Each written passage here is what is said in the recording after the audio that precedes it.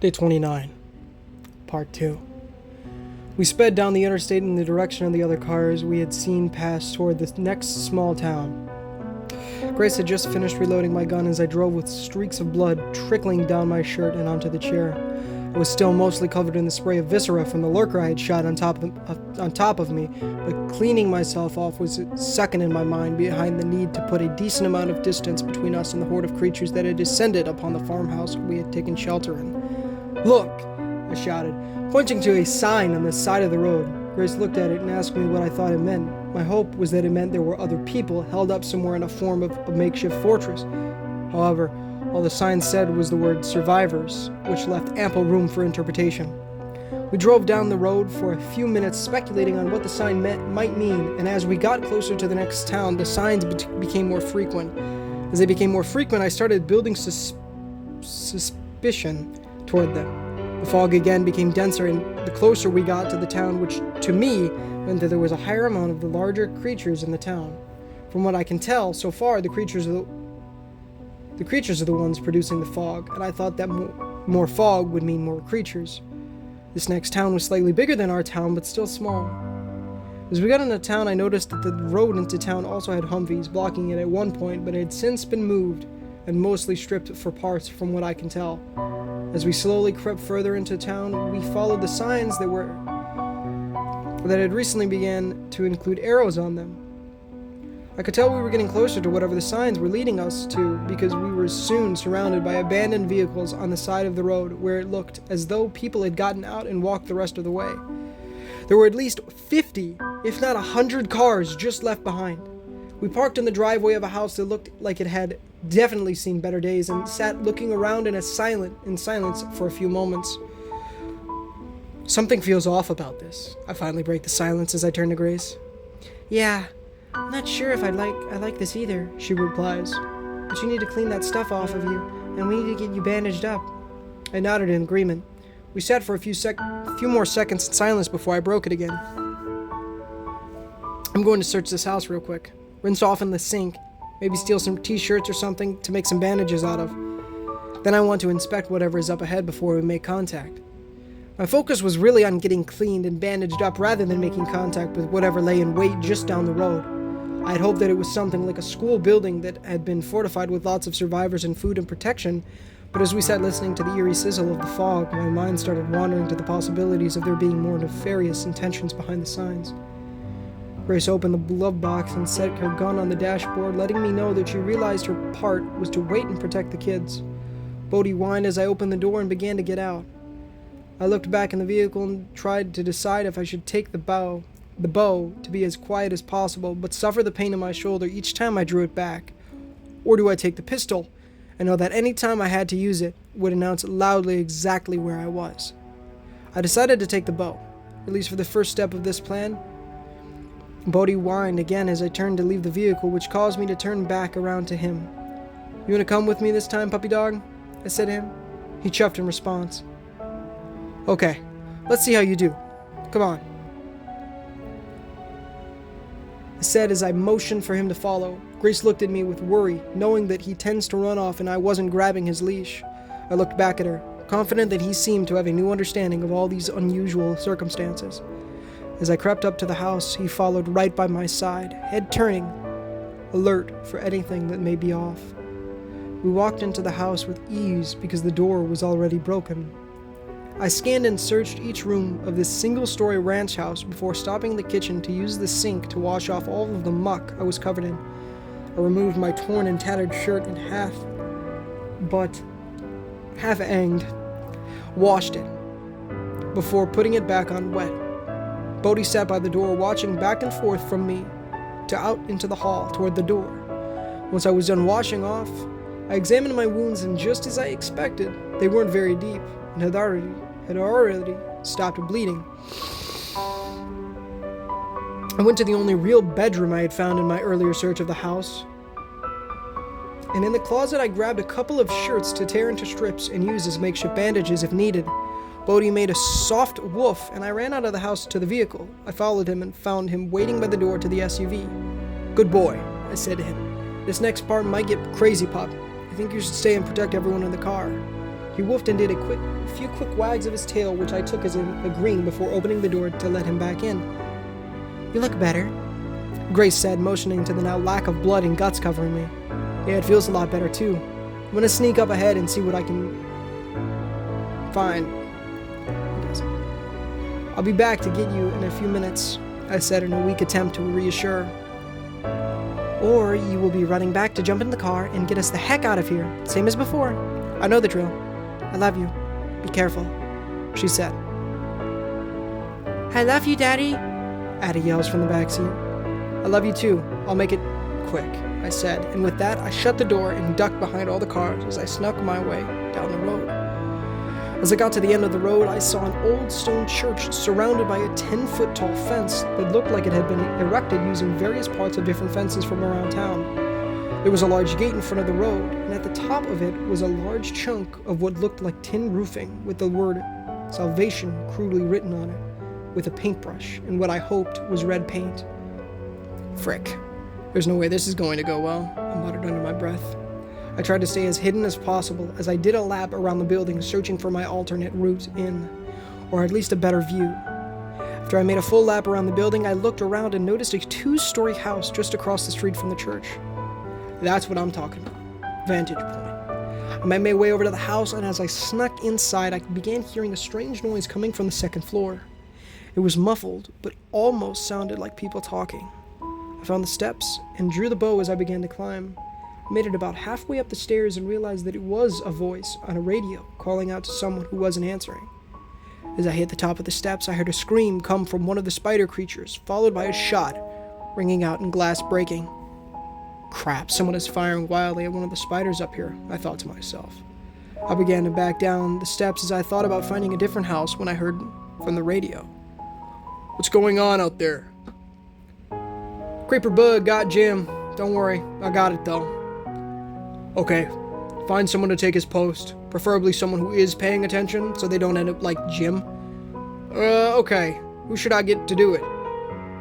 "I don't give a dang, Theo. Grab one of the followers and tell them it's what the master commands." "Okay, I found one."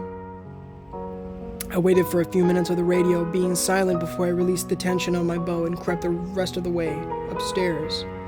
I found the room with the man whose name was apparently Jim, lying dead on the floor along with one of those spider creatures in a broken window. His body was covered in blood with lots of chunks missing, which I assumed were bites from the spider. I took the radio off Jim and I quickly moved to the side of the window, out of view. I really wish I had brought the scope rifle, or at least some binoculars. From the edge of the window, I saw the gate open and a tall young man walk toward the house.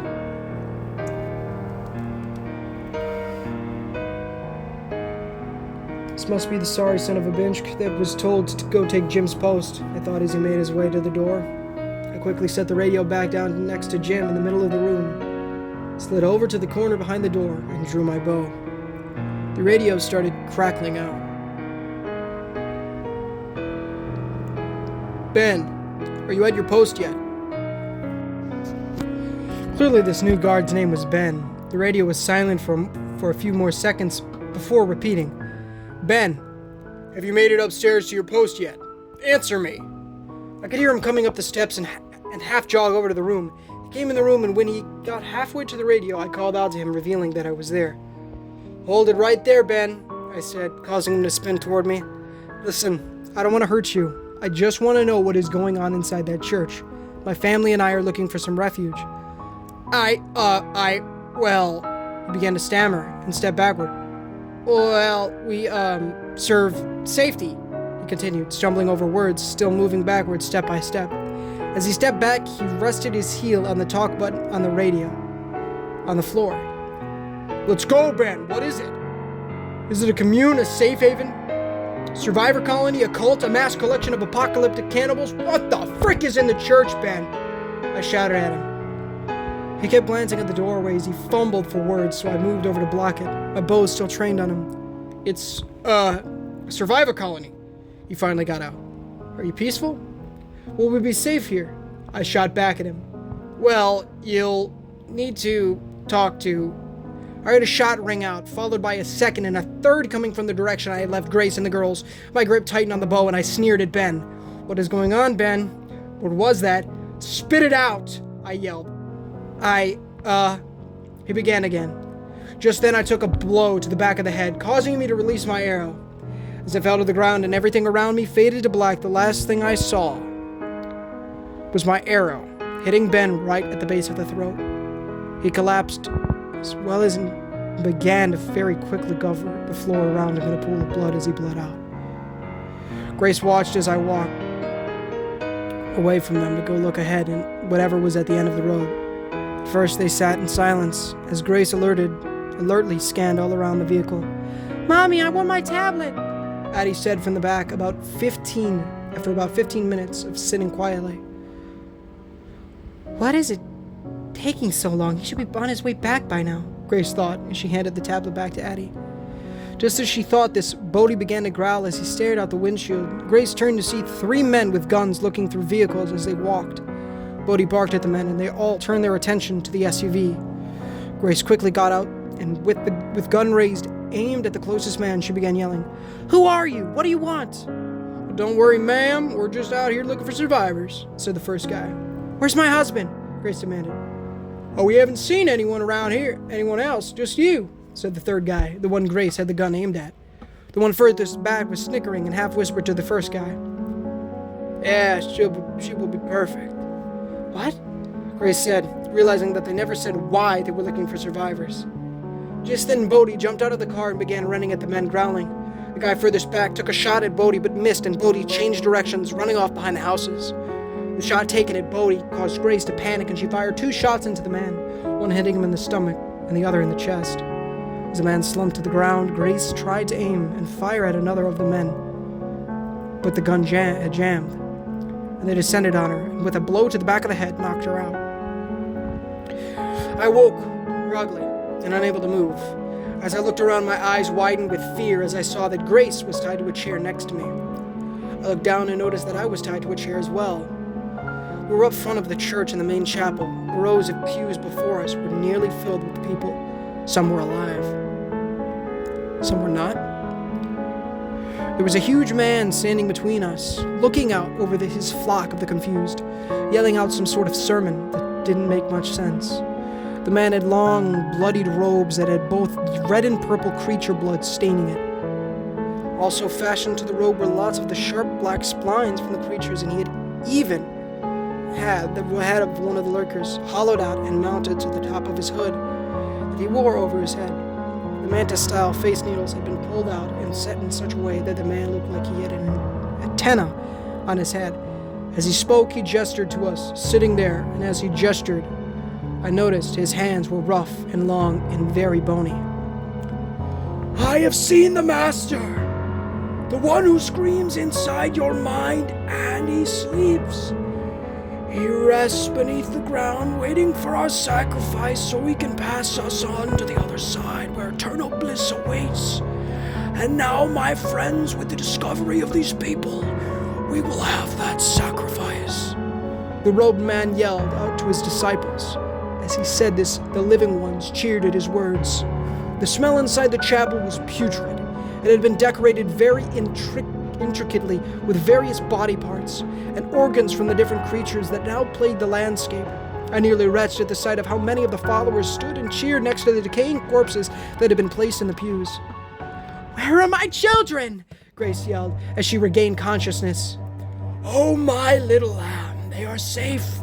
They will be raised as our new generation of followers," he directed, the first of his response to Grace before turning and yelling out to his disciples, "Servants of the Master, slaves to the beast will." Again, the crowd cheered. A screech suddenly pierced the air coming from outside. It was followed by a gunshot, then several more gunshots and another screech.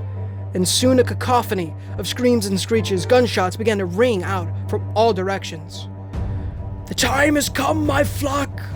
We must get these sacrifices to the beast," the robed man shouted. As he turned toward us, the ground began to rumble, and the air was filled with a roar from a behemoth. "Oh my gosh, it followed us," I thought to myself. I struggled to break free as Grace did the same. Neither of us were having much luck. The cacophony of sounds caused me to wince as it began to hurt my ears. The robed cultist priest stepped closer to us, and other robed men came from our sides. They picked up the chairs we were strapped to and began to carry us off, out to the back of the church. A second roar thundered across the sky just before the behemoth trampled in through the front of the church, causing part of the building to collapse. Spiders and lurkers poured in behind it, and the armed guards were picking them off very quickly, but not quickly enough. The men carrying us panicked and dropped us. I hit the ground hard, sending pain throughout my body. As Grace hit the ground, her chair broke, giving her movement in her right arm. Still with the splintered piece of chair strapped to her arm, she quickly tried untying her other hand, followed by her feet. "We praise you, mighty beast! We have sacrifices to your master!" The priest yelled at the behemoth as it stepped closer. More and more of the building collapsed with every step the colossal creature made. I watched Grace as she finally got her legs untied. "Good, now me," I yelled to her. "Where are my babies?" Grace yelled, just before slamming her wrist into the shoulder of the priest. The jagged and splintered chunk of the armchair that she still had strapped to her arm pierced his shoulder, disappeared for a second, and came back out covered in blood. Rage filled her eyes, and just as she was about to strike again, the behemoth roars again, and she staggers back. Deafening at that short of a distance, the ground shook with the roar. The priest slowly turned around, laughing loudly. Just before he spoke, the behemoth chomped down on him, removing the entire top half of his head, of his body. His legs swayed for a moment before falling over. Grace suddenly snapped out of her rage and scrambled to untie me. We both got up and ran for the nearest door in the back. As we blasted through it, I looked down the hallway we had just burst into. "Mommy!" I heard Addie yell through tears. I saw someone dragging her by the hand and carrying a car seat with the other. Just then another roar erupted through the air from the monolithic beast, and the ground shook with its immense volume. Grace and I sprinted down the hall after our children as parts of the building began falling around us. We pushed into the room, and running at full tilt, the emaciated woman turned around, and I jumped, planting both feet into her chest. She dropped the car seat in Addie's hand as the impact from my blow slammed her back into the brick wall behind her as she slumped to the ground. The blow instantly knocked her out, or killed her. I'm not sure which. I honestly didn't care. Grace grabbed Addie, and I scooped up the car seat with Izzy in it. We ran out of the room and toward what I hoped was the back door. Guns were still firing, meaning that they were either doing some damage or at least keeping the behemoth busy. The screeches and screams of the other creatures had died down, so I was hoping that meant most of them had been eliminated. As we burst through the back door and into the open air, another roar emitted from inside the building. This roar, however, had started sounding weaker, meaning that the guards were doing damage at least. Close behind us, the massive beast crashed through the back of the building. As we ran away and back down to the road, I heard the 50 cal machine guns that had been removed from the Humvees at the edge of town. They sprayed bullets at the giant for a few seconds before I saw a lurker take out one of them. As we ran, a spider came around the corner and jumped at Grace, hitting her in the back and knocking her to the ground. Izzy's car seat bounced and skid on the ground. I spun around as Grace yelled out. Setting Addie down, I ran to Grace and grabbed the spider by the legs and whipped it through the air at the behemoth. Izzy was crying and scared but completely unhurt as Grace got up and grabbed the car seat and began to run again. I scooped up Addie, who was crouched by a wall, where I set her down, crying. As we ran, the behemoth sluggishly followed, dragging its steps more and more each time. It let out another gargled roar, and lots of purple blood spewed from its throat. We got to the SUV, and as we loaded the girls inside, we noticed that Bodhi had returned to it and was hiding in the back. I ran to the back of the SUV and grabbed the rifle and a handful of rounds. Loading a few rounds, I crouched near the back of the vehicle and aimed for the eyes of the beast. The rounds of the remaining 50 cal still hitting the beast in the back. Just before I fire, the beast goes to roar again, and instead lets out a gargle as it spews forth more of its own purple blood and collapses to the ground in front of me. I restrained my aim off further in the distance as the 50 cal bullets still fly in the direction of the beast, meaning the guy who was firing it was just blind firing in the direction the massive creature had walked off in. I couldn't see him through the now very dense fog. The purple and gray haze had become much thicker as more of the creatures released plumes of it as they died. Just then the machine gun stopped, as I heard a man scream from the distance. Something must have gotten him, I thought, and just as that thought entered my head, the behemoth flared the slits on its neck and released a massive amount of fog into the air. Still not completely sure if the fog had any true effect on us. Battered and beaten from nearly a month of all this running and fighting, I turned and got back in the vehicle and sped off back out of town, and as fast as I could manage from the fog. Creatures were still flocking to the town toward the church, and we rammed and ran over lots of them as I floored out of the town. When we hit the interstate again, the fog seemed to lighten the further we got from the large gathering of creatures. I really had wished I still had the pistols, at least one of them, but both, mine and Grace's, were taken from us by the cult, and we didn't get the chance to get them back during our escape. We did find the girls, and surprisingly enough, Bodhi on our way out, and that's what truly matters. The girls calmed down almost as soon as we hit the interstate. We sat driving in silence, broken only by the sound of the tires on the road, still in shock from the insanity of the day. Without any sort of plan, I drove us west, trying to stay moving as much as possible, stopping only for gas. Day 35. It's been over a month since this all started, and almost a week since we watched the colossal beast fell.